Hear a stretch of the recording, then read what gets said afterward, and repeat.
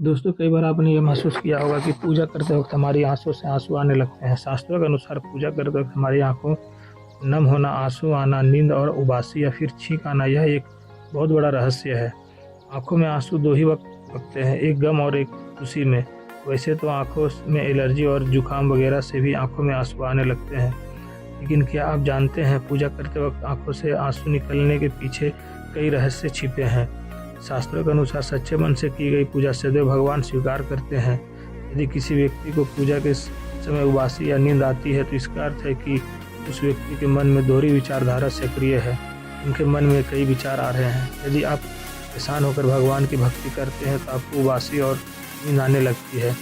शास्त्रों और पुराणों के मुताबिक अगर पूजा पाठ के समय आपकी आंखों से आंसू निकलते हैं तो आपको समझ जाना चाहिए कि भगवान आपको कुछ संकेत दे रहे हैं, क्योंकि जब आप अंतर मन से भगवान का ध्यान लगाते हैं उससे आपका सीधा संपर्क भगवान से होता है। शास्त्रों और पुराणों में यह बताया गया है कि अगर पूजा पाठ करते समय आपकी आंखों से आंसू निकल आते हैं तो आपको समझना चाहिए कि कोई ईश्वरीय शक्ति आपको कुछ संकेत दे रही है।